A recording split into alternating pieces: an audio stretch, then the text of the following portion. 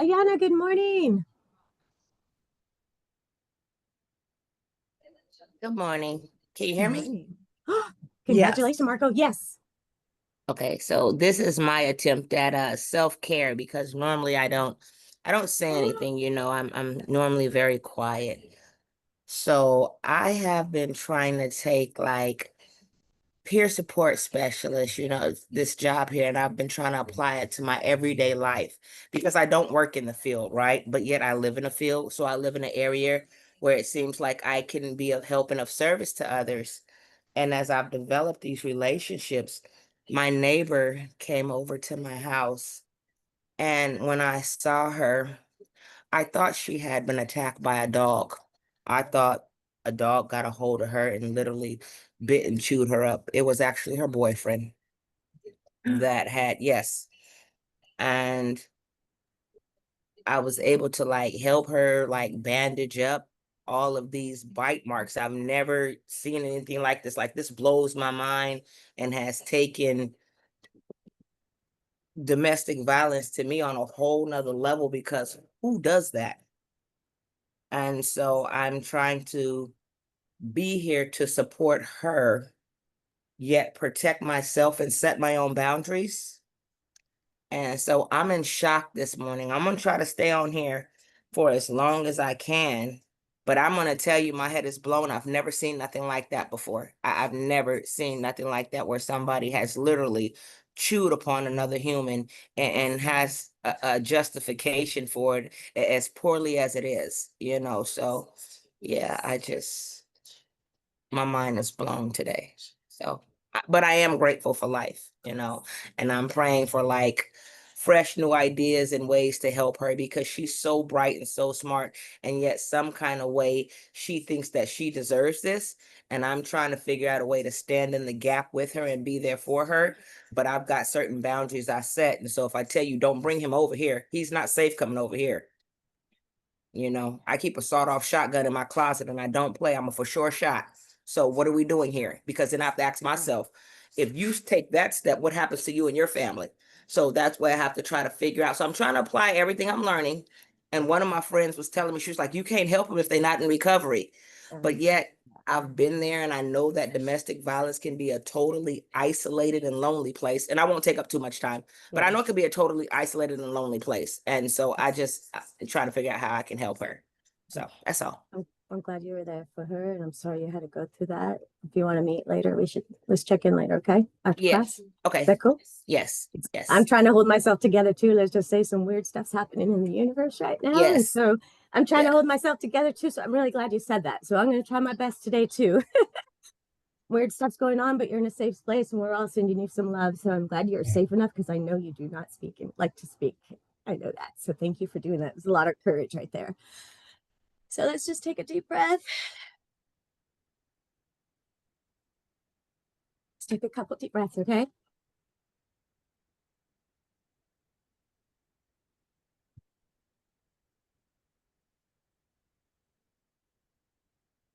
Wouldn't it be amazing if we all knew our worth, huh? All right, let's continue, huh? Renee Ariano, your CAPS Academy instructor.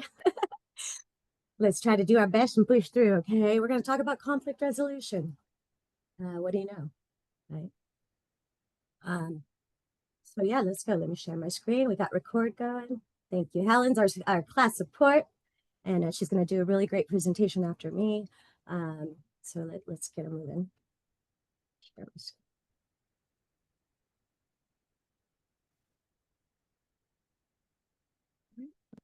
You see my screen now? Yes. Fantastic. Let's see if I can see it all.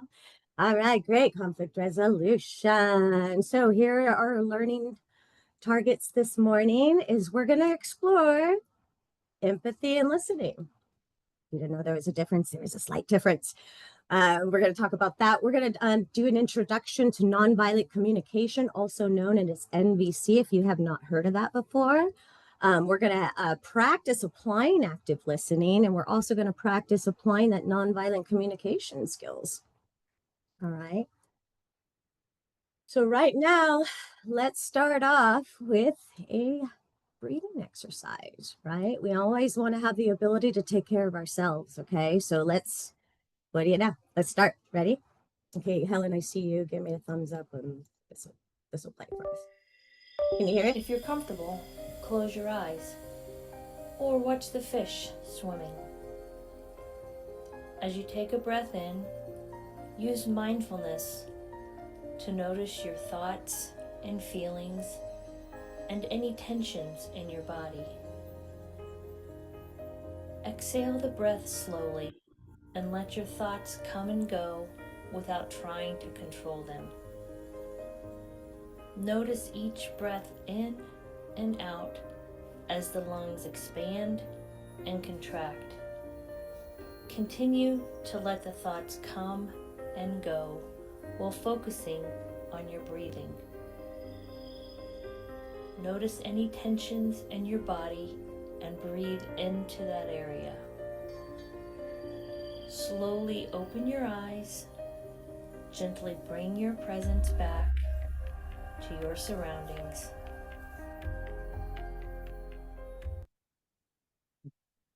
All right. What's the well, okay? Show of hands. Someone let's raise our hands today, right? What do you think the difference between that guided breathing exercise compared to what you were just doing before class, Ivan? I think the difference is the intentionality.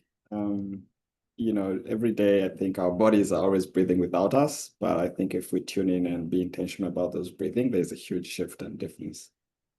Oh, right on the money, honey. Ding, ding, ding. Thank you. Ashlyn and then Elijah.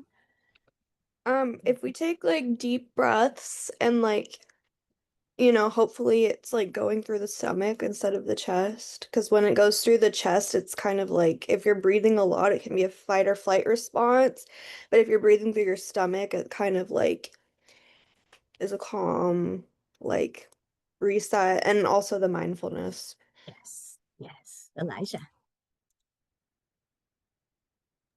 Yeah, like they said, I think it's really I think the word I would use is like consciousness, the level of consciousness and presence that you have with each breath. When you're breathing on a subconscious level, you're not aware of it, but when you make it a conscious process, it becomes a grounding process, and time slows down a little bit and it centers you into the moment, which is really helpful. Drop the mic, baby. No, that was great. Right on the money. Right on the money. Absolutely.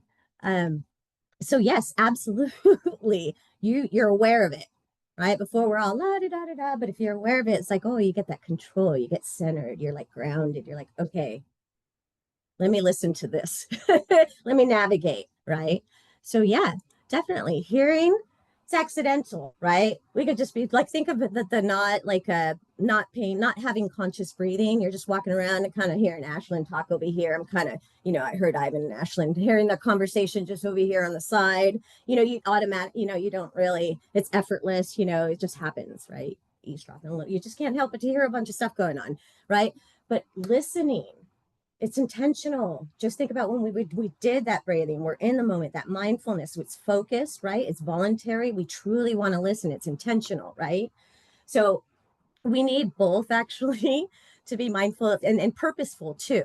And it involves fully engaging with someone. Like how many of us say hello, or we're actually listening to be able to get in there and say something, right? We're listening to oh, I got, to say this back, but are we really listening, right? So when we're working with people and our role as peer support specialists, right, we're going to be establishing that connection. And so we want to notice the difference between listening, which can occur passively, right? Without any thought. And then we have the hearing, which is deliberate action, mindfulness, right? So when we're going into talking about nonviolent communication, listening is essential. The essence of it all, right? And conflict stems from a general lack of understanding, pretty much. Right? It's just a misunderstanding. I think we were talking about yesterday something about agreeing to disagree, right? Agreeing to disagree. So this takes practice. Actually, there's a recipe to it all, right? And it takes some action and dedication. It's really cool. You could practice it as well. I tried it with my daughter. It's pretty cool. After, like, you know, practicing this, so I'm curious to see how many of you will be practicing this today or whatever. So anybody heard? I mean, if you watched the videos or whatever, but Marshall Rosenberg, he actually is the one that like started looking into and started writing about nonviolent communication. Right? He grew up in the 50s in Detroit when the race riots were happening back in the day, and he was like, "What's going on here? You know, why are these people like, why is this happening? What's this madness happening?" And he wanted to know the reasons behind what led people to conflict. You know, what leads people to want to harm each other, right? So violence usually is unresolved issues, right? Stemming from not being able to express ourselves, right? Express what we need.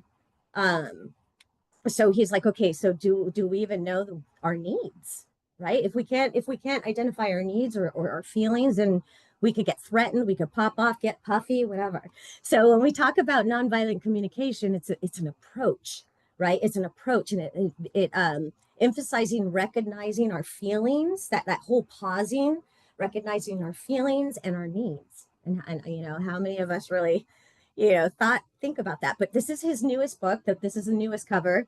And there's a quote there, you know, "What I want in life is compassion, a flow between myself and others based in mutual giving from the heart." Okay. So here we go. Here's a little video if you already saw it when you did your work, your pre-work, awesome. But if you haven't, here you go. This is going to summarize how nonviolent communication teaches us how to communicate. Hi everyone, Hear and it? welcome to this video. Yeah. Today's Elisha, big you got idea it? comes from Marshall Rosenberg and his pioneering book, Nonviolent Communication. As always, we hope we can inspire you, help you grow your mind, and motivate you to be the best you. In the book, Rosenberg shares with us a better way of communicating with others.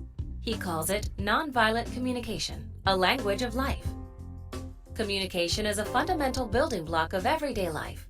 If we want to function well in society, we need to learn to communicate effectively with the people surrounding us.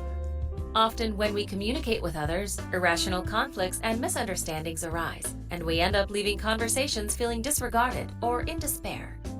This is where nonviolent communication enters the stage.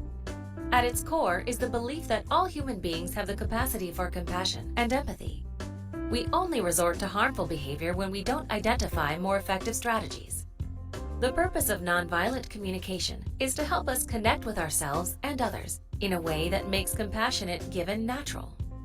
It is not about convincing people to do what we want, but to create a connection with another person where everyone's needs are met. Nonviolent communication is a way to resolve differences peacefully. It is all about empathetical listening and honest expressing. It teaches us to understand and express our feelings and to hear our own deeper needs and those of others. It evolves around two fundamental questions. Number one, what is alive in you? Or put another way, what are you feeling? Number two, what would make your life more wonderful? Meaning, what unfulfilled needs do you have that I can help you meet? It seems straightforward, but expressing emotions and needs is not easy. Many of us have never learned to acknowledge our own feelings. We have grown up being told things like, boys aren't scared, or girls shouldn't get angry. And as a result, many people hide how they actually feel, even from themselves. Nonviolent communication helps us to communicate our feelings clearly. Nonviolent communication distinguishes between real expression of emotions and statements which are in fact descriptions of what we are thinking, not what we are feeling. Let us give you a couple of examples where people think they are expressing a feeling, when in fact they are expressing an opinion, a criticism, or a moral judgment. Number one, when I feel is followed by that, like, or as if. For example, I feel like you should know better. Number two, when I feel is used together with pronouns. For example, I feel I am constantly working. Number three, when I feel is used with names or nouns. For example, referring to people, I feel Amy has acted irresponsibly. None of these statements is actually letting the other person know what you are feeling. Instead, you should simply name the emotion you are. Oh, sorry. Oh, geez. What happened? Sorry, y'all. Hi, everyone. Instead, you should simply name the emotion you are feeling without any judgment. For example, I feel sad because, or I feel angry since, and so on. Expressing our feelings clearly is very important, but we need to also express the need behind the feeling by making a clear request of what we want from the other person. Judgments, criticisms, and interpretations of others are all estranged expressions of our needs. And when we use them, we imply that the person in front of us is behaving wrongly, when in fact we all know is that the person isn't acting according to our beliefs and values. If someone says, "You never listen to me," it is them telling you that their need to be heard is not being met. But because the statement is made as a judgment, the recipient is likely to hear criticism. And criticism often leads to self-defense and counterattacking instead of understanding. The more directly we can connect our feelings and our needs, the easier it is for others to respond compassionately. So, focus on your own needs instead of on what is wrong with others. Imagine an interaction between two colleagues, Alan and Bart. They have a meeting scheduled for 1 p.m. Alan arrives to the meeting on time. Bart, however, doesn't arrive until 1:15 p.m., leaving Alan frustrated. As soon as Bart enters the room, Alan blurts out, "It is really annoying that you are always late for meetings. You are an irresponsible person." If Alan was familiar with nonviolent communication, the conversation could go like this instead. "I feel angry because you are late. I would like to start the meeting on time, since it will otherwise disrupt my calendar for the rest of the day. Can I please ask you to be on time for our next meeting?" Nonviolent communication also teaches us that we cannot be responsible for each other's feelings, but we can be responsible for how we choose to react. Let's end the video with a tip on how to best express our needs. Instead of expressing our needs with a kick-me attitude that implies that they are a burden, Rosenberg suggests that we use a Santa Claus attitude, showing the world that our needs are a precious gift. We hope you have enjoyed this video on Marshall Rosenberg's nonviolent communication. Please remember to give the video a like, and please consider subscribing to the channel. Your support is our happiness. Take care, and we will see you soon.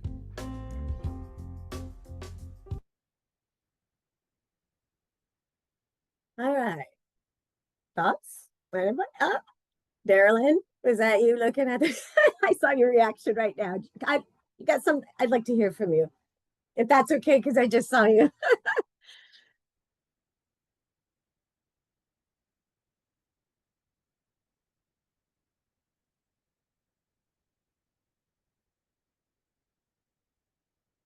I don't know. She's trying to get. Okay. We could come back to you. Anybody else? Oh, Amy, Virgil, and then Eris. And then when Darylyn comes back. All right. Oh, there you are. There we are. Thank you. Yeah, there you go. Darylyn. Cool. Thank you guys. Yeah, I thought it was a really cool video, you know? Sorry. Oh, we'll go right after. It's okay. Go ahead, Amy, and then Darylyn. All right. Because nonviolent communication too could be like a good thing to learn.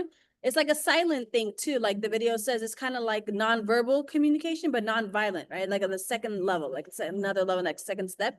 But it's good to learn to kind of silently express your thoughts or feelings. And then it could be sadness or anger, but it can be a way just to communicate. So nonviolent communication, peaceful, I guess. Okay. Yeah.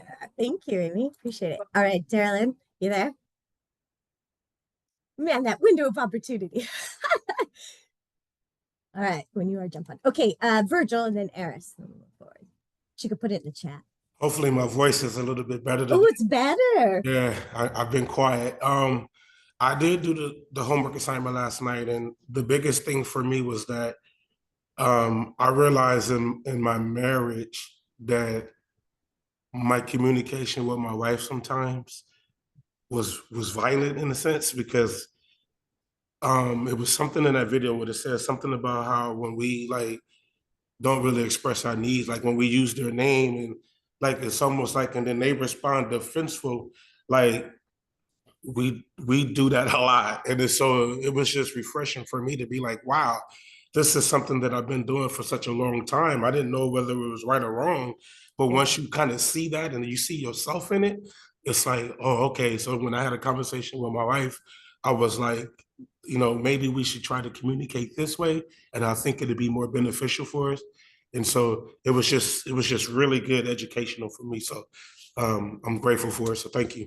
Yeah, right on. It was great. I think there was a cohort before, like right at the break. She's like, I just tried it with my son and it worked. It's Yeah, pretty no, cool. it's really good. That was really good. Oh, thank you. Right on. And thank you. Eris, and then we'll move forward. Good morning, guys. For me, once I learned this skill, I was able to discuss my needs, my wants, my desires, with my doctor, with my care team, with people in my life, right? To get my needs met and not have to take certain medications, right? And because there's this law, in California, they can make you take medications if you have a diagnosis, if you can't provide your needs. Well, taking that medication also meant that I have to like sleep 18 hours a day and lose the spark. And once I learned how to communicate with my doctor, I went from being treated as a number with a diagnosis to being treated as a person. And I got to learn skills that meet my needs, right? And without causing harm to myself or my community members or my people, right?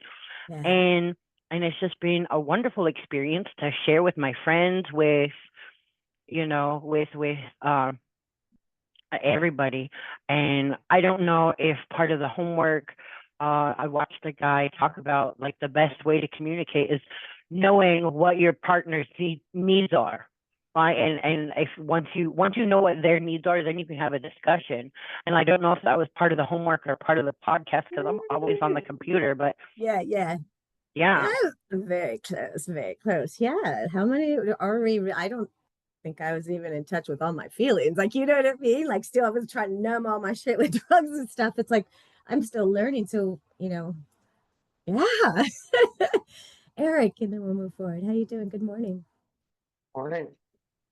I think this is a great method and works probably 80 to 90% of the time. Of course, there are situations where there's certain individuals you're working with that will not, or you're with that will not recognize their flaws in their behavior, where you've come forward and you've been honest and you're like, yeah, I could do this better.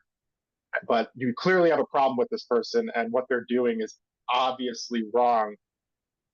But no matter how much you try to get them to see what they're doing, they refuse to recognize their own flaws. And that's where this really breaks down, because you're dealing with a difficult individual. Unless you have a third party to come in and see what is going on, you're never going to get anywhere with this person with this method. You know what I mean? I mean, there's just certain individuals that will not engage that way. Right. I think of like gaslighting and stuff like that, so I've tried. I mean, this works a lot, but you have to have somebody that is willing to be cooperative. And if you don't, then I don't know it's very frustrating and I never know what to do. Right. Well, thank you for sharing that, Eric, because actually we're going to go into a little something that touches on that. So that would be awesome. Thank you for bringing that. Okay, Jennifer and Marie, I see your hands. Can you throw it in the chat and then we'll keep going because we got a lot of good conversation to go. Thank you. All right, let's continue to share. Thank you.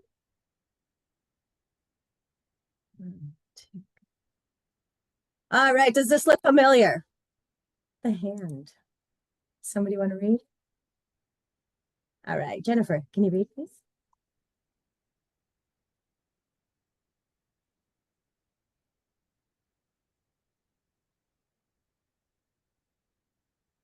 Oh, are you on mute? Thanks. So. Okay. Sorry, guys, something going on my computer. I don't know what's going on. What I wanted to say was, when I first went to rehab and, you did that meditation at the beginning, I couldn't close my eyes for 5 seconds without the noise in my head wanting to jump out of my skin. It was so uncomfortable for me. And what I that word mindfulness used to piss me off. I couldn't stand the word mindfulness. And as I progressed and got as I progressed on and the drugs and alcohol were leaving my body, and I'm in drug court, I'm stuck in an inpatient rehab for those 6 months. The word mindfulness started to mean something to me. And I started to listen and I started to calm down and I know Ashlyn was talking about the DBT therapy, and that really did help me to learn how to not listen to the noise in my head, but to focus on other things to where I could quiet my mind, because my disease is stuck in my head and I have a meeting in my head 24/7. So that word mindfulness now really means something to me, but for a very long time, that you even say mindfulness and I would get, You'd be I like, couldn't "Ugh." So, Thank you. yeah, Thank that you, whole, Jennifer. now Thank whole you. meditation is I appreciate that. Like, I remember first getting a recovery and the word self-will. I was like, wait, what? Anyway, it's a long story. We'll get on another tangent though. Okay, the hand. You never really understand. You can see my screen, right? Awesome. Cool. You never really understand a person until you consider things from their point of view, until you could climb in their skin and walk around in it.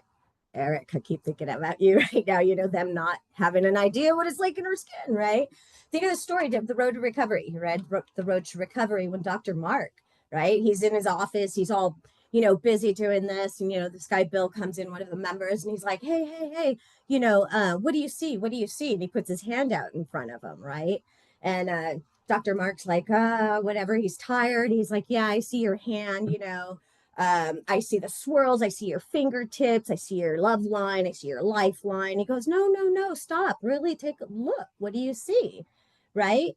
And he goes, no, when you could see the nails, the knuckles, and the hair, then you'll be able to see, you'll be able to help me because you'll see my side instead of yours.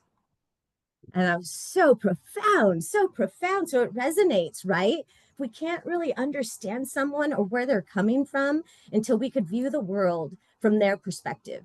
And until we could step in their shoes, then we'd be able to understand what their life experience is, right? Let's see, hold on. I wanted to go back really quick, Darylyn. Your thoughts on the video. It was super cool, since sometimes when communicating, you don't think of it as violent act, but when you think back on it, it could be more hurtful internally than physical action. Yes, I was talking about emotional abuse compared to physical abuse a while ago. It's like you don't remember exactly what it felt like to be smacked by the belt, but you do remember those words that hurt more, right? Princess. Yeah, so I think this really touches upon the fact that we'll never understand someone else fully. For example, like I'm diabetic, I have depression, anxiety, whatever. My mom has the same thing, right? But my diabetes, for example, is different from hers. So even though we have the same thing, medically, clinically, whatever it may be, it's very different. And we always tell like my dad or my brother, like, yeah, I feel like shit today, and you're not going to understand why, But even though me and my mom have something the same, it's not going to be the same, And in my role when I was working in a group home too, something I really found out really quickly is to never say I understand, or like I understand the situation that you're in, because I don't. My experience, I'm not devaluing my experience, but I wasn't in that situation. I wasn't in that point of time where I could have helped you, So I think the words that you really say throughout those conversations really is important. I think Eric touched upon it as well. But it's like the fact that we'll never get to fully understand them, but making sure that they feel the support, while I wasn't there in that situation, or I wasn't there in that point of time. Sadly, I wasn't, but now I'm here, and now we can kind of focus on the now and then move on, hopefully from that situation, to more of a positive perspective, if that makes sense. Absolutely. Oh, thank you. I love how you describe that. you know, you and your mom having the same diabetes. Thank you. I'm gonna have to borrow that one. Okay, Princess. That's a great description, right? And you've named it, you hit it on the nail. Like, so there is a way to get a closer, you know, to get a closer idea of getting a perspective on their worldview through empathy, right? And with empathy, we could sit along with someone, like you were saying, alongside someone and engage and practice empathy with them. Where sympathy, on the other hand, right, is just kind of feeling sorry for someone. I'm sorry that happened to you, which can sometimes lead to pity a little bit. But we can offer it. You know, you can offer sympathy. Where empathy requires more imagination, effort, a shared lived experience, right? It's feeling with that person, right? Not just for them, but feeling with them, right? So I'd like to introduce a brief introduction video. Anybody heard of Brene Brown? Right on, right? So it's 3 minutes long, and yeah, we got to grasp this baby. Okay, let me see. There we go. There we go. Let me know if you could hear. Thumbs up. I did.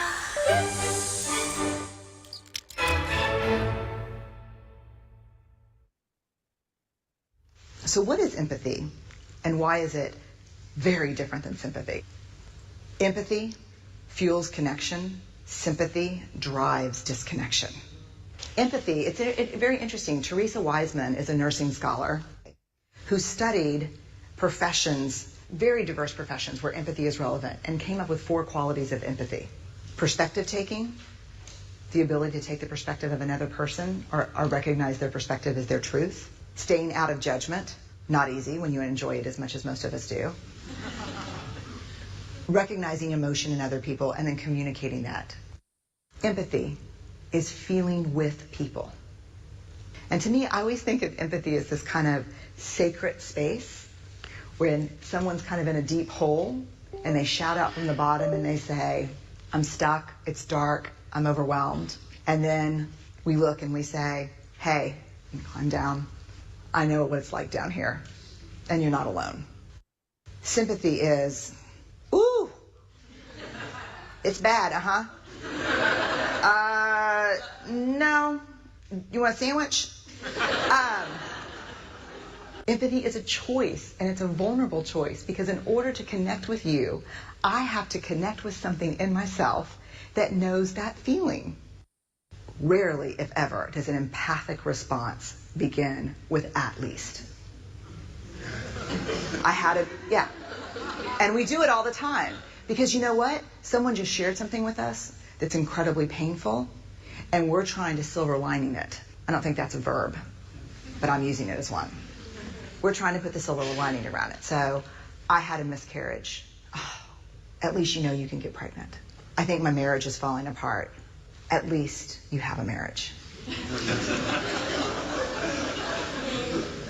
John's getting kicked out of school.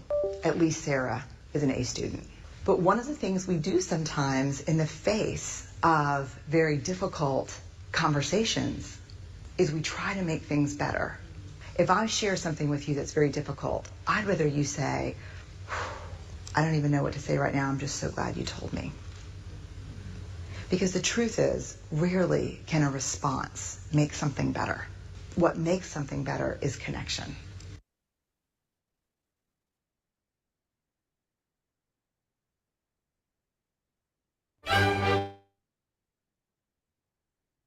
Right on.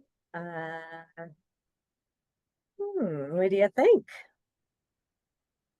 I'd like to hear from Grandpa. Put that in the chat, please. I sure will. I'd like to hear from Grandpa. Marco, congratulations. I'm sorry I'm going to pick on you. What'd you think of that video? I liked it. I liked it a lot. And thank you very much. Yes. Yes, I agree with it. I sometimes, instead of being empathetic, I'm sympathetic. And after the conversation, and after I said I want to eat those words, take them back, because I realized that I made a mistake. Instead of making it better, I made it worse. Right. So you got to see, right? We take a look at it. Sometimes, especially Yeah. with someone doesn't say anything, you're sitting with you heard your own words kind of, do you know what I'm talking about? Yeah. You're like, oh, they didn't Yes. react and I heard myself. Thank you. Congratulations again, Grandpa. Thank And you. Mark, I'll put that in the chat for you, okay? Thank you. Yeah, you're welcome. All right. Isn't that great? So you get it, like, you know, if we could get an idea, you know, of how they're feeling and that connection, then maybe, you know, that then we'll have an understand. Oh, that makes sense. Now I understand. Okay, cool. All right, so now we're going to get into that non-communication model. I told you this, it's a recipe. There's a whole method to the madness. Okay, let's see. Share my screen.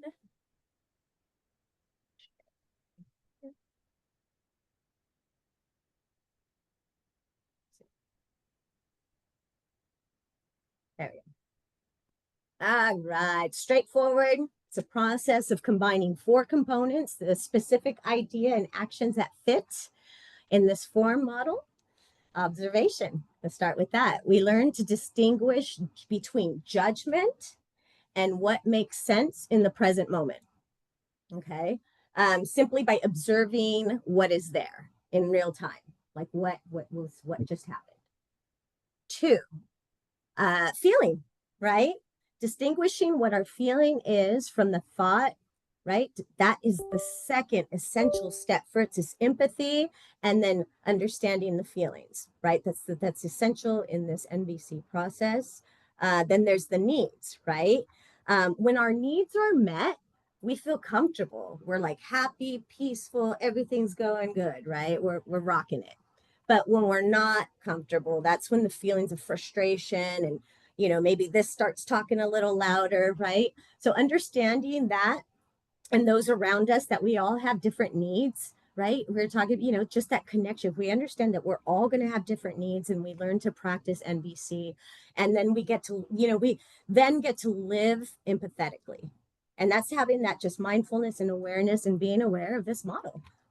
And then the number 4 is making that request, almost like those I statements, you know, making that request clear and present request, you know, it transforms everything. So we learn to request concrete actions, right, that can be carried out in that present moment. You saw the video, right? And say, yeah. But if we come, and right away, if you're going to come at someone and not thinking of your words, or, you know, doing that unaware breathing, let's say, you know, we could just pop off. Someone will get puffy right away. You know, of course, you step on someone's toes, they're going to, ah! So we just want to find ways to, like, creatively and cooperatively, especially when we're working with peers, right? Someone else, we want to be able to make sure everyone's needs are met. And we're also teaching this to them as well. All right. So here are just, you know, there's a broader list of this, but this is the list of needs that I put in your handouts, and we're going to need that for our next couple exercises to build awareness, right? So we want to review these needs and note that, you know, there's a lot more. So I don't know if any of you have looked on them, but, you know, let's take a look. Like if you were to look at, let's say, physical well-being. Let's say physical well-being, that need is met. How do you think you'd be feeling? Probably pretty good, right? If it's not met, you wouldn't be feeling very well, right? So basically just, you know, just put it in there. And emotions connect to those feelings, right? So one of these needs is going to bring up a feeling, right? And that's where we're going to start connecting. I know this will make sense. So conflict always arises. Conflict happens when our needs are not met.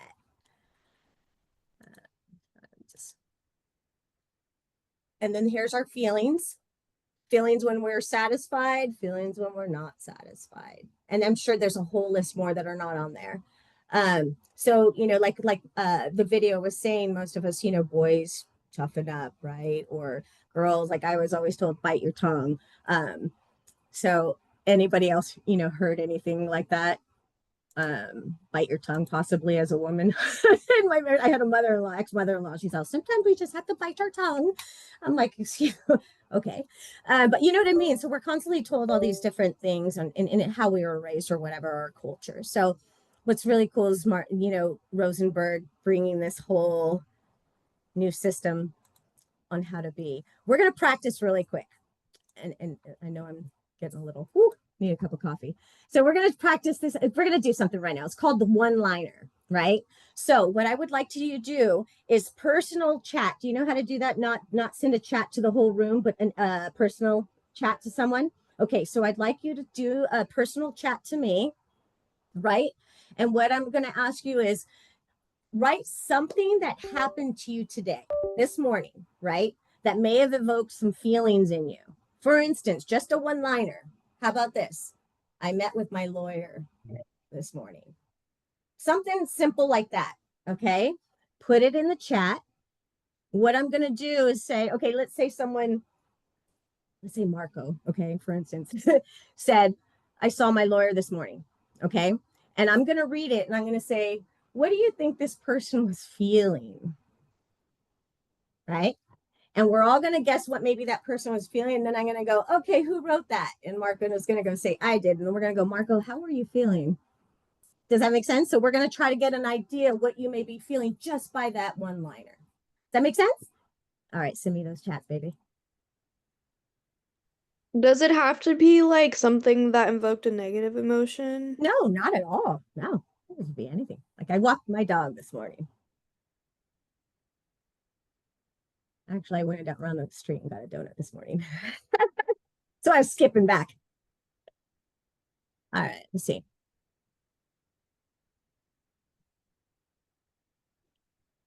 Okay. All right, cool. I got a couple. Okay, I'm going to take maybe like 4. Okay. Oops, let's stop the share. Oh, no. Hold on. Feelings, we said, right? You meant directly to just you where only you can see it, Renee? I'm sorry, what was that? You meant send it directly to just you, right? Where only you could see the questions or just in the chat period? Oh, yeah, just so I could see the questions. Yeah. Okay, cool. Let's start with this. I had breakfast with my sons this morning. How do you think she felt? How do you think they felt? Virgil. Good. Oh. Like satisfied, grateful. It's a good emotion. It was their kids. It was first thing in the morning. So, anything, it could be a wide range of emotions, but more on the positive side, energetic, all that type of stuff. All right, cool. Victoria, what do you think? Oh, we have to use those words? Because I was going to say full. Woo, like it. Full? Right. Ashley, what do you think? Fulfilled. All right. Okay, who wrote that? It was me, Dorina. Yeah, how were you? You had breakfast with your sons this morning. How did that feel? Felt really good. Yeah, I was very grateful, happy. Yes. All right. That was a pretty easy one, huh? Let's see what we got. Let's see. I woke up sick today.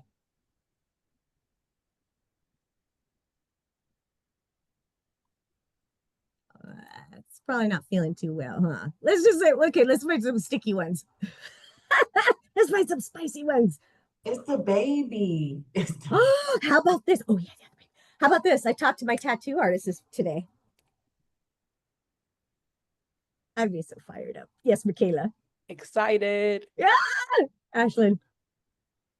I was gonna say excited as well, but I feel like I can guess who wrote this. I feel like Look, do we want to guess who wrote that? Can I say? Go ahead. My guess is that it was Sarah. No. Princess. Drop the mic, baby. How are you feeling? Yeah. So she texted back. Tattoos? Yeah, so I've been really stressed out. And I've been wanting to drink, a little TMI. But I feel like I'm not an alcoholic yet, but I feel like I'm getting there. So it's kind of worrying me, so I think instead of every time I want to drink, I'm just gonna get a tattoo. So she responded back, so I was like, okay, I guess that's the plan for today. Wow. Thank you, Princess. I feel the same way. Like when I get a little funky, our friends are like, let's go get tattoos. So I love it. Oh, wild child in here. How about this? Layoffs. Pissed. My stomach would be turning. Physically sick, probably. Who wrote that? How are you feeling?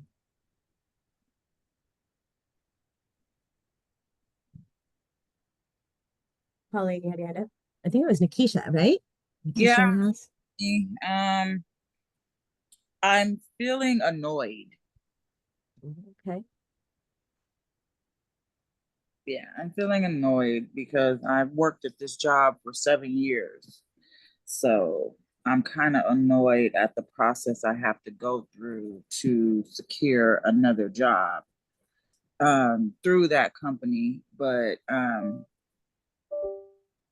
yeah, I just think they set me up for failure. So they found the first viable reason to get rid of me.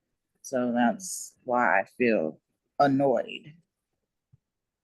Thank you. I know you all have been sharing some real stuff, so I appreciate you feeling safe enough, and sorry that's happening. Just means something bigger is better is waiting for you. That's all. Not trying to downplay. Love you. Concerned about my girlfriend leaving the country for 2 weeks. How do you think they were feeling? Let's try to pinpoint to one of these feelings. We'll do one more after this.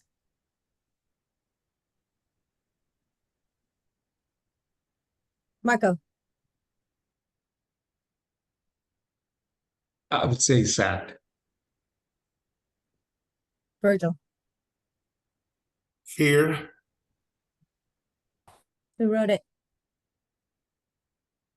I did. Mark.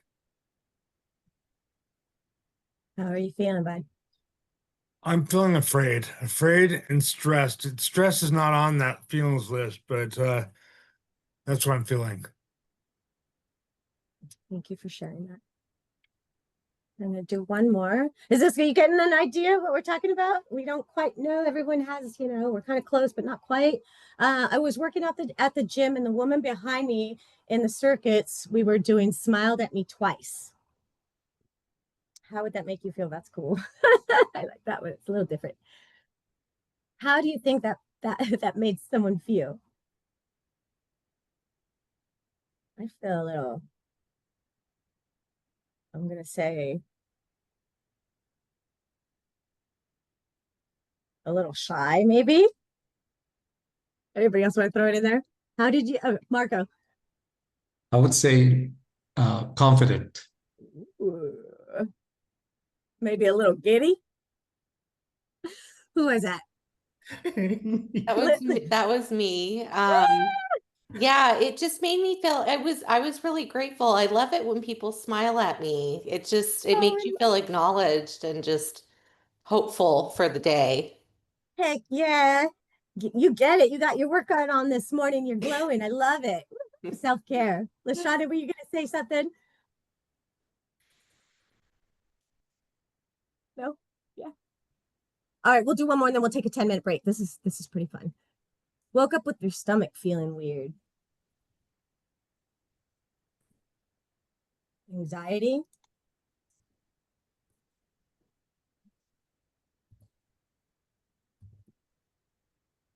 What were you feeling, Virgil?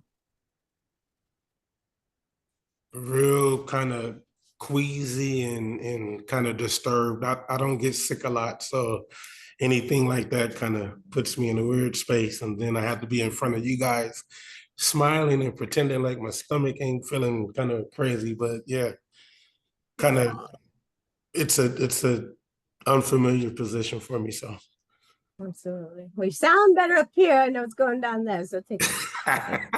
Anyway, thank you for playing the one-liner with me. Let's take a 10-minute break, get some coffee, stretch, smoke them if you got them, go ground your feet.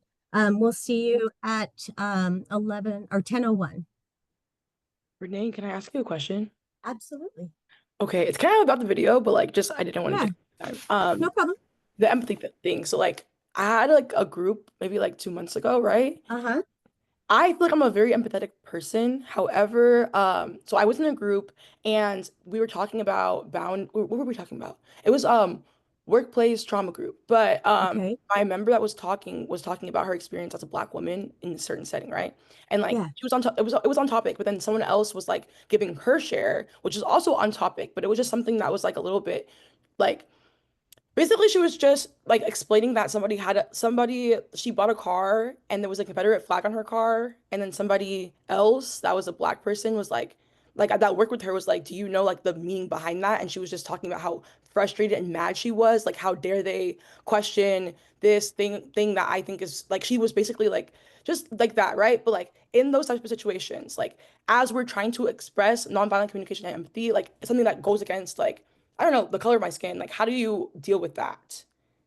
Oh wow. That's pretty that's intense. In that moment, the heat of the moment, right? Is what you're talking Yes. about, how they're doing that. Like, Oh, how can that's you be a professional? Like, how to you remain professional and like be a peer supporter in that aspect to that person that needs services, regardless of what, like, I don't know, like, how do you establish empathy in situations like that? right, right. I'd have to be in like I'd have to let me think about that because I did, you're in that moment and it's like you don't know until you're in it. Do you know what I mean? So it's like taking a pause, definitely stepping back. Like I'd have to think about that. This is so intense. It's been a while, but like Okay, no worries. I would also use your supervisors too as well because I don't quite know. You have more of the relationship, like you understand them more. Does that make sense? But I would definitely, geez. It's hard. That's pretty intense. Like you know what I mean? Like you're in it. Like that's pretty. Like, I have still to wrap around my mind Sit on around it. it. It's okay. You know We what I got mean? No, yeah. but let me think about that. Let me sit on that. And if anybody else in here, I know. Well, I don't know why, but I have Kiki's looking like I don't know. Kiki looks like she has some kind of idea. But anyway, let me think of get back to you. And if I'm sure we got some more. Okay. We Yeah, got that's no some worries. people. Okay. And Ashley, let's chat about it like in 5 minutes. I'm about to go right from break. I'm gonna come back, okay? 'Cause I want to hear what you have to say too. Oh, mine was a little more personal. All right, welcome back, welcome back. So we're gonna do an activity, go into our breakout rooms, and we're gonna practice kind of like our one-liner, but together, so make sure you have your needs and feelings list ready to go. This is what it's gonna look like right here. This is what we're gonna do. So actually, yeah. Okay, you know what, Helen, can you do 8 minutes? Sure. Did we say 8 minutes? Yeah, let's do 8. I said, oh, right. Let's Okay. do it. Let's do 8. Hold on, let me just change it really fast to 8. There we Thank you so go. much. Okay. So what we're gonna do is partner 1. You're gonna describe your day for 2 minutes, okay? And then partner 2, you're not gonna say anything. You're just gonna listen to them, right? But using your feeling sheet and identify what feelings that you believe that person is feeling and put a check next to it or write it down, right? So after 2 minutes of partner 1 sharing, reflect back, partner 2, reflect back what you heard when they were talking and try to, say these are the feelings I thought you're feeling, partner 2, yes or no, and then try to connect them to at least one need and then switch. Does that make sense? Yeah? Okay, cool. And then so like after, yeah, so we'll do 2 minutes, sharing, 2 minutes reflecting, and then switch.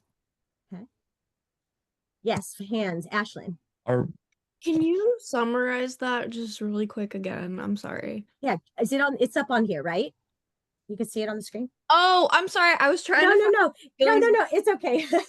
And then you should have the feelings and needs sheet that was on with your PowerPoint. Yeah, describe your day for 2 minutes. Don't say anything while partner. Right. Today or a day? For a day. Okay. Any day. Yeah. Thank you. Anyone else? Any questions? We good to go? Hey, Charlotte. Sorry, I didn't think I saw you. I don't have the PDF. Could you put it in the chat? The feelings and Yeah, no problem. Let's do this. Let's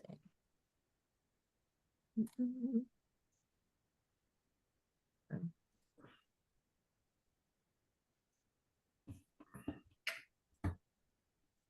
should be in there. All right, I'll have to grab that, but I want to open the rooms now so we don't have someone should have that. Let me get that in the chat. But let's open the rooms right now and I'll pull that file from the student portal. Okay. There you go, everyone.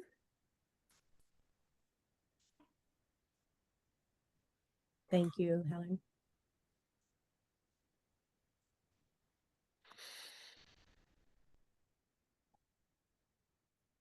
So sorry that you didn't have enough time. Let's see. Did the 2 minutes not work or did we just run out of time? Like, For us, we just was being mindful of time. Okay. I thought we had 6 minutes. We had 8 minutes. Oh, Did we we had have? 8 Yeah, We yeah. had 8 minutes. Yeah. Okay. We had Let's enough move. time, Let's keep moving. All right. Room 1. Okay. So we're going to do this just a quick share back. Like, what did you get out of it? Okay. Quick share because we got to keep moving and we got a great documentation video. Maria. Okay. So, with my partner, it went very well. We had just enough time. What I sensed from her share was that she was annoyed, fatigued, tense, frustrated, and stressed because she's got a lot going on. So my advice to her, what I felt was her need is to maybe just prioritize, and maybe sometimes if you write things down and like, I need to go apartment hunting, I need to do this, I need to do that. And then if you start checking them off as tasks, it makes life so much easier and that alleviates a lot of the tension that she might be experiencing. Were you close on the feelings? Were you each other close on the Yes. feelings you were getting? How about the need? Yes. How about the need? Yeah, when I expressed mine, she hit it right on the nail. Oh, I love it. Okay, cool. Let's see. Quinn and then Lashana and then Ivan. Okay, good morning, class. So my partner I worked with, so they expressed the situation that happened, and I was on point with all of his feelings. Should I say what I wrote or just elaborate on what we? Yeah, just say like if you were able to touch on the feelings and what need you got out of it. Oh, I was able to touch on the feelings, and he recognized like the way I read him. And it was crazy because he read me in the same way. So, and it's crazy. We both had to give each other some dap or like, compliments because in this line of work, I feel like we're going to be good. And we understood the assignment. Like we get why you guys had us do this with each other. Exactly. Right on point. That part. So that's what I'm going to leave it as. And I want to hear what everyone else has to say. No, Thank I you. love that. No, thank Yeah. you. Thank you. Thank you. Ivan, you had your hand up, no? Yes, love to hear from Ivan. Nice sweater. Thank you. My partner, she was very well articulated with everything going on in her day. And I think she had a great grasp of how she's feeling. She described that in a very mindful way because I could see that she was tuning into herself in the moment. So that was beautiful to see. And she has a good awareness of the needs that she has, approaching and navigating everything she's going through her day. So that was just a beautiful interaction that I had with her. And she was also able to describe how I was feeling even before and it kind of related to everything I was feeling internally. So that was beautiful. I love that. Thank you. Thank you. Hudson. Hey guys, okay, so we talked about my situation, which was a little bit longer, but then my partner talked about how he was gaining strength in the program right here that we're in right now, and that he was feeling like his problems and his situation was going to pass. And I thought that was a great point because I think a lot of people that go through mental health situations, it's a phase. I think a lot of people, their mental health situations will pass after a given point in time, and that a lot of people go through different kinds of phases in their lives. So I thought that was a really motivational point that we could empathetically pass to a client or member that, hey, this, whatever we understand what you're going through. Hope, maybe this is just a phase and maybe it'll pass. How can we strengthen the situation and help it pass? If it is, do you feel like it might pass? And, plan around that. Anyways, I thought that was a really good point. Oh, yeah. Right on, Hudson. Cool. Lashana, Eric, Maria. Okay. I want to say that I had three of us. It was three of us. I love the elements that was there. I'm not gonna say any of their names because you know what? We had a moment. One was very productive, and I loved that. She came in with that energy. The other was waking up, realizing that it was a lot of effort more than it needed to be to get up today. Yeah. I'm gonna throw myself under the ringer. I felt like if LA skies is today, that's how I felt. Unpredictable, overwhelmed. I don't know if it's gonna rain. I don't know if it's gonna clear up. But you know what? It's I don't know. It's just kind of I'm waiting for something to happen. And the one thing we all came together with, even though we were in different elements, even the productive, I'm getting this, I'm doing this, we all came together with, but there's still that overwhelmness. The key word was overwhelmed.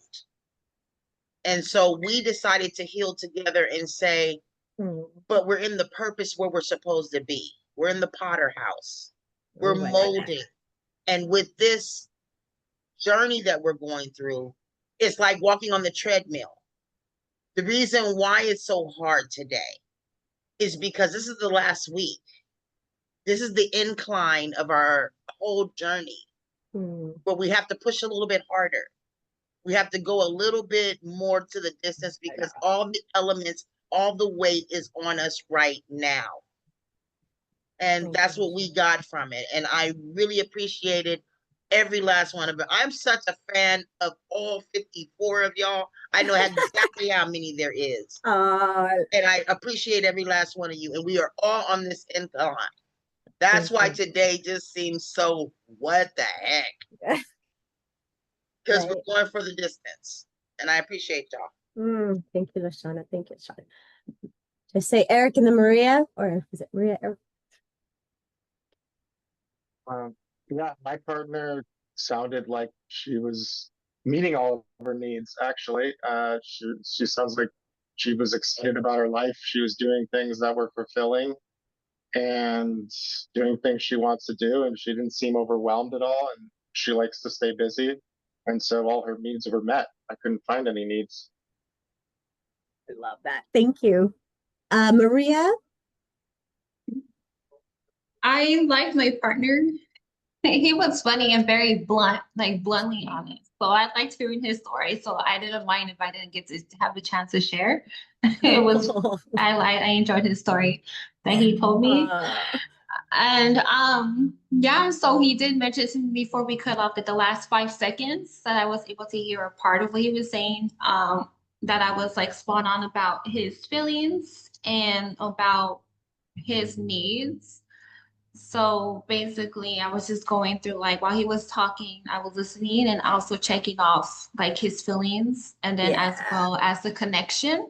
And then when he was done speaking, of course, I did ask him like, okay, so is this yes or no? Is this your feelings? And then I told him this is the connection I got from that whole story. So I really like doing this activity. It was like fun and funny, and it was like eye-opener and informative as well. Fantastic. Thank you for sharing. We're good. I see everyone's hand. Can you put it in the chat? I'm so sorry. We need to keep going, but I'm glad you get the idea. We're going to practice again, okay? I think we're going to switch partners up too, though. We'll do it one more time. We'll do another one, okay? Let's keep on rocking. Thank you, everyone who shared. Let's keep going. All right, so let me show you this picture. Of course, it's not going to give you too much of a positive idea, but just by looking at it. Hold on, let me see. Let me share my screen, enter full mode. Yeah. All right. Conflict. Kind of gives you a not so good feeling. But check this out. Anybody heard of the 4 ears? Oh, you're going to love this, baby. The 4 ears. Okay. It's kind of like a little analogy here. The giraffe. There's a giraffe part of us, right? That sees things in 2 ways to connect to any moment that you can. Okay. Giraffe ears in. That's having a sense of your own feelings and needs. Giraffe ears out. They're sensing the feelings and needs of the other person. Giraffes are keenly aware of their choices, right? And they're making in every movement. If you notice giraffes, they chill and they walk really slow. You notice? Right? And they're the mammals with the biggest hearts. You look at that big trunk, how long it takes for their, for their heart to pump, right? Just think of all that. Like, think of your trunk as that time to pause and think. Just think of how they chill, right? Think of it as the elephant, right? So when you're listening from the heart and you're speaking from the heart, that's when you have the best intentions, right? Natural conversationalists. We heard it in here, right? You all said it. Oh, she understood right there. We all got it, right? So it's a physical reminder. Just think of the giraffe as a physical reminder to listen to others, right? And if you want to put your hands on your heart, listen from your heart and try to be aware, try to just be aware, not to respond and just soak it in, okay? The other side of those 4 ears is the jackal, right? And that's the part of us that's judgmental, criticism, blames, like to break connections, right? I'm right out. It's judgmental, criticizes, it's wants to pounce, right? Just think of that whole, that involuntary where you're just kind of like you eavesdrop a little. It just naturally happens, right? If you're not aware of it, and they're so quick, right? The ears in, and then that's when they start judging themselves and criticizing themselves, right? And you kind of project outward. So Lashana looks a little, look a little stunned there. I love it. So when they, and then when they're out, that's when they're going to blame you. Person, they're going to be puffed up. So they may not see the choices right away, basically, right? Just think like we hear and we listen, breathe, and be aware of our breathing. So the jackal often responds in a habitual, automatic manner. Next. So where are you at? Where are you at between the jackal and the giraffe, huh? We strive to be the giraffe, and it's okay to recognize that I have the jackal too. It's just finding that balance and working with it. So here's Dr. Rosenberg. And he does this great analogy, like he'll show you, he uses these puppets. It's kind of cheesy, but it's it's beautiful. So let's watch this. I think Mark, I went ahead and put that Brene Brown link into the chat. Sorry, it's a little afterthought, but it's there for you. So basically, okay, so here we go. This is Dr. Mark Rosenberg, Solution for Conflicts Through Nonviolent Communication. This is great. Okay, Lashana, I see you in the box, so you got to give me a thumbs up, okay, if you could hear it. Yeah? Yeah? Cool. What I do? You hear it? We can't hear it. No, I can't hear okay. it. Oh, okay. Thank you. Here we go. Dang, I was doing so good. All right. Kind of threw me off by saying my I name. I'm like, did. I didn't do it. I just see you smiling. Okay, here we go. How about now? Here's your wife's needs. Yes. Cool, thank you. Here's your needs.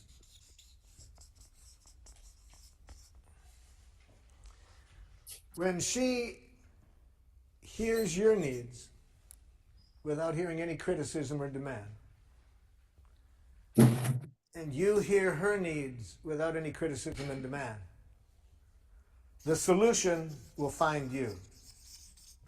The conflict will resolve itself. It does need to be resolved. But what most of us do, we skip this and go right to here. For example, I sometimes do workshops just with married couples or other people living together in a love relationship. And what we do to begin the workshop, we identify the couple who has had a conflict, the longest outstanding conflict that could not be resolved. And I make a prediction, and it's right. My prediction has been accurate in maybe, I'm sure, at least 75% of the cases. But my prediction is this, that we will resolve the conflict within 20 minutes. Within 20 minutes from the point at which both parties can tell me what the other party is needing. Okay? Now, one time we found a couple married 39 years. 39 years had a conflict, had not been able to resolve this conflict. The wife said to me, Marshall, I can tell you right now, we're not going to be able to resolve this within 20 minutes. We have a good marriage, we communicate well, but this is just one of those things that we're different people and we just have a conflict. Now I said, let me correct one thing. I didn't say we're going to resolve it within 20 minutes. I said within 20 minutes from the point at which you can both tell me what the other party is needing. Oh, she said, Marshall, when you've been married 39 years and you've talked about something almost every day, I can tell you we understand each other. The problem isn't that. We're just two different people in this issue. Well, I said, I've been wrong before. I can sure be wrong this time, but let's see. We'll find out within 20 minutes. So first, tell me what his needs are in this situation. He doesn't want me to spend any money. He responds immediately, that's ridiculous. 39 years of communication.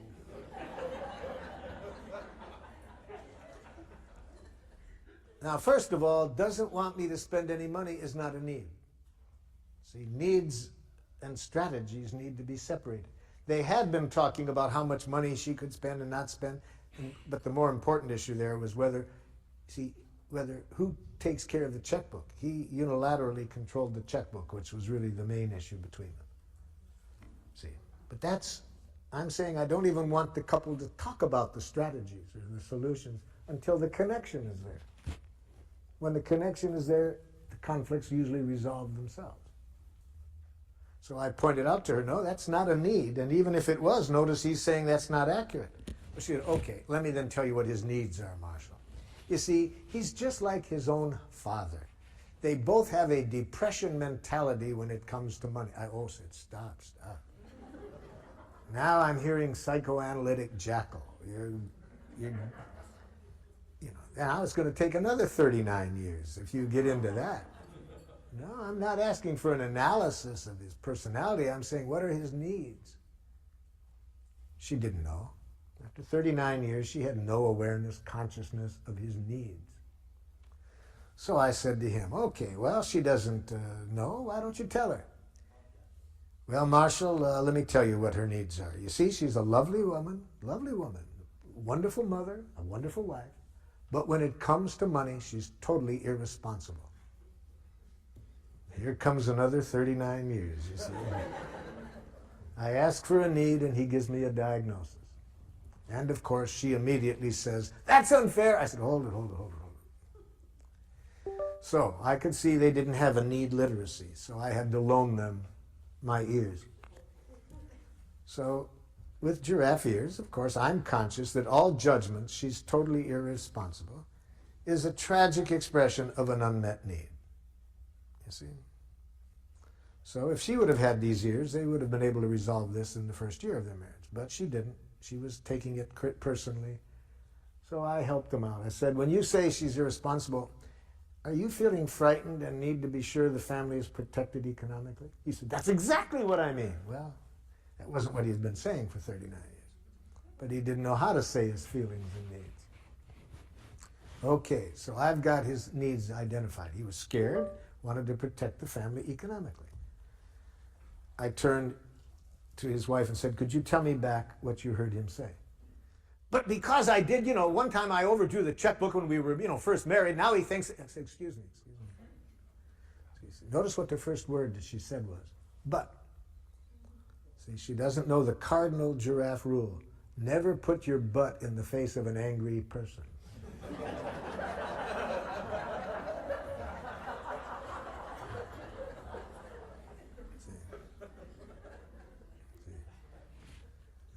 I said, what are his feelings and needs? But, no. What are his feelings and needs? Want me to repeat them? Yeah. I hear him saying he's scared. Well, but no, hold it. Calm down. Hear his feelings and needs. See, but after 39 years of enemy image, it's not easy for somebody to shift these images. Once we get one of these images in our mind of the other person's wrongness, even when they are expressing their needs, we don't hear it. These enemy images are hard to get past, you see. So she's been seeing him as cheap and having this depression mentality for 39 years. See? So she can't see the human being behind her image. I said, let me repeat it again. I hear him saying he's scared because he needs someone to protect needs to protect the family economically. Can you say back? Yeah, he thinks I'm irresponsible. Let's try it again. After 3 more repetitions, finally, she could hear his needs and feelings separate from her judgments. Finally.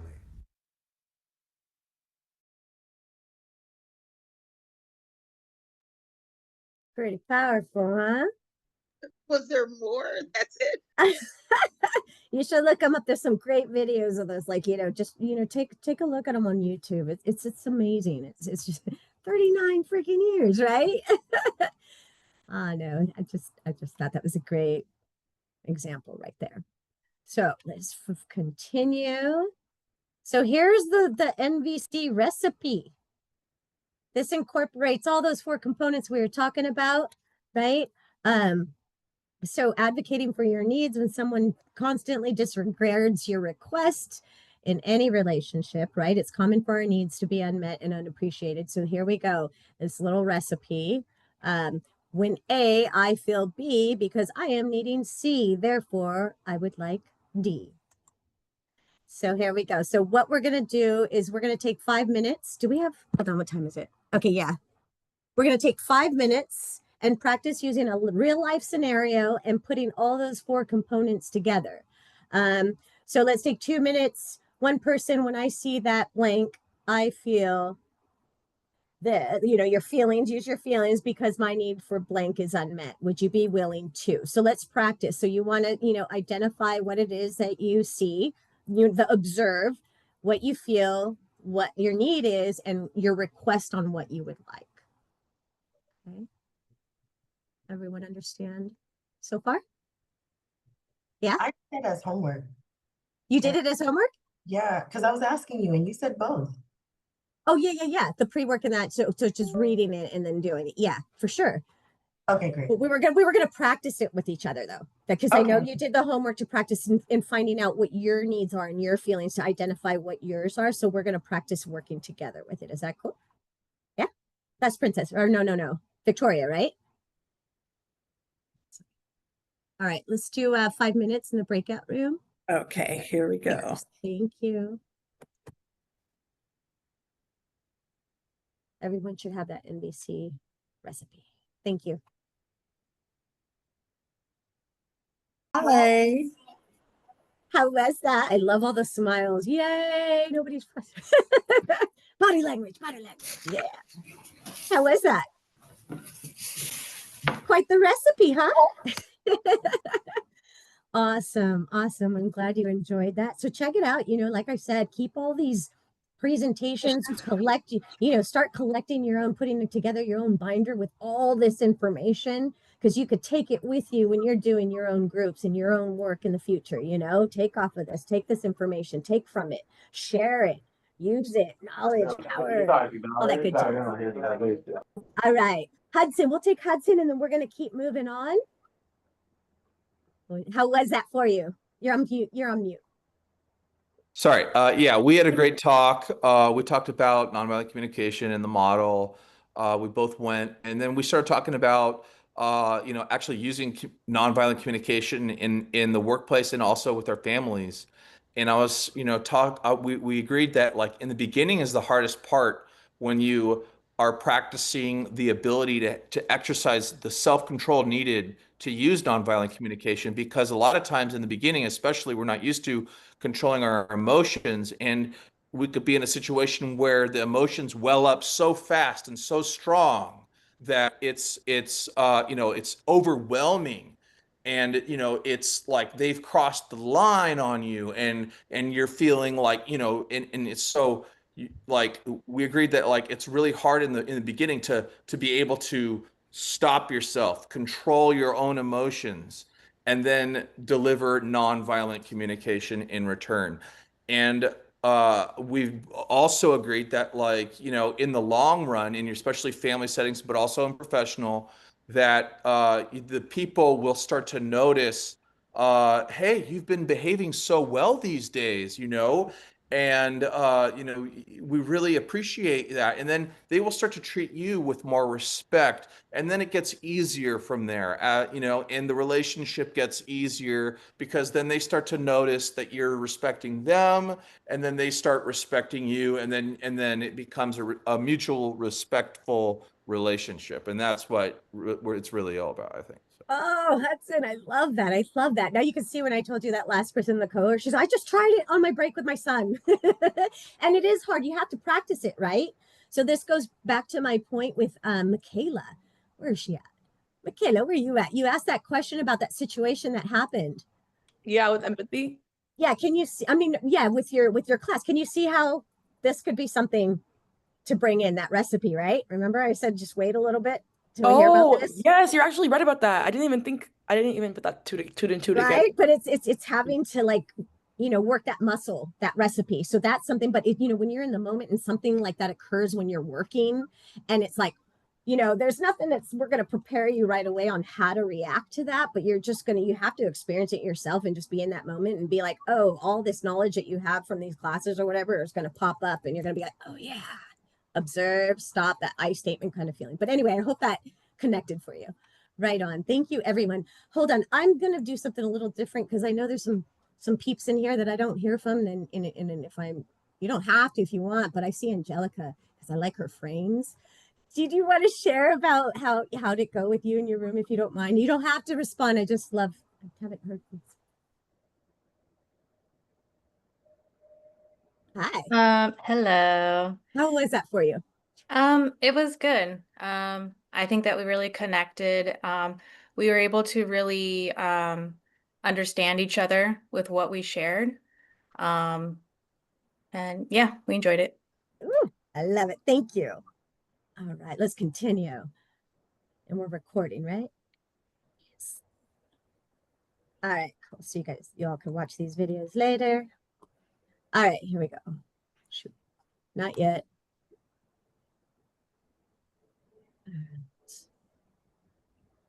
Lo siento. Sure. Okay. So remember, you know, if our goal is empathy, connection, and mutual understanding, we need to distinguish between what we understand, what we feel, how we think others behave towards us, right? So life alienating communication here. We're going to talk about, you know, when communicating with others, we focus on classifying, analyzing, determining, you know, how we were before this NVC model, we're trying to, you know, get the levels of wrongness, or, you know, rather on what we want or what we need rather than what they're needing, you know, just all that conflict, you know. So when we're speaking in a language, and we want to express compassion, we learn to articulate our needs and values with this recipe. So here are some things. Moralistic judgments, right? We've been, you know, here we go. Yeah. Value our judgments. We're going to reflect our beliefs and how life can be served. We make judgments of people and behaviors that fail to support our own value and judgment. You know, the difference of culture, like that's just different. That's not how I roll and do things. We make comparisons, right? That can block us. You know, that can block our experience of compassion for ourselves and others. So everyone has their own experience. Denial of responsibility. You know, I think Eric was talking about, there's just some people that are not going to want to take responsibility, right? You know, vague conditions, diagnosis, right? Actions of others. We can replace our language and lack of choices with language, and but at least acknowledge that choice. Demands. Communicating, if someone's going to come in and want to demand something, that's going to make us puff up and go back. It blocks communication, right? So communicating desires as demands, we can never make people do anything. Not differentiating. Requests from demands, thinking based on who deserves what, blocks compassion and communication. So going to quiz time. Do you, any of you remember those 4 components we talked about when you're going to take the exam? What are those 4 components? Anybody? Request, observation, feelings, and needs. That's awesome. That's an NVC recipe right here with our 4 elements. When we're going to take the state exam, remember those 4 questions we want to ask. Is it inclusive? Is it collaborative? Is it person-centered? And is it strength-based?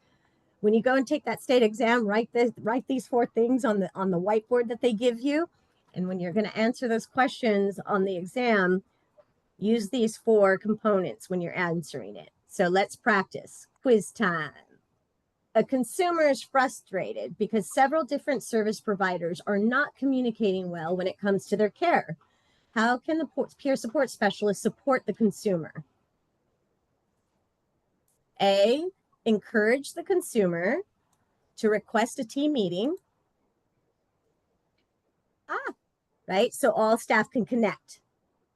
B, assure the consumer that this lack of communication happens all the time. C, advise the consumer to change their therapist and psychiatrist. Or D, write a formal complaint to management on behalf of the consumer. Now remember, when you're answering, you want to look for inclusivity, collaboration, strength-based, and person-centered. What would be your answer? See a lot of A. All right, drum roll. Booyah. A, recovery support, KSA dimension. 4, provide individuals with tools or knowledge to support a self-driven perspective in collaboration with other service providers. And the rationale behind it is because this option encourages the consumer to self-advocate for their needs and wants with their care team. Does everyone see that? Anyone not agree? All right, so here's our wrap up. Self-awareness allows us to be mindful and intentional. Think of the breathing. Remember our breathing exercise? Empathy over sympathy. Think of Brene Brown in that video. Listening to your heart with connection with others, right? Practicing using our giraffe ears and that NVC recipe, observation, feeling, needs, and request. It's going to be super helpful. Thank you for listening. Y'all do your evaluations. We're going to take a 10-minute break. Questions, comments, put them in the chat. Yeah, thank you, everyone. Let's take a 10-minute break and return at 11:03.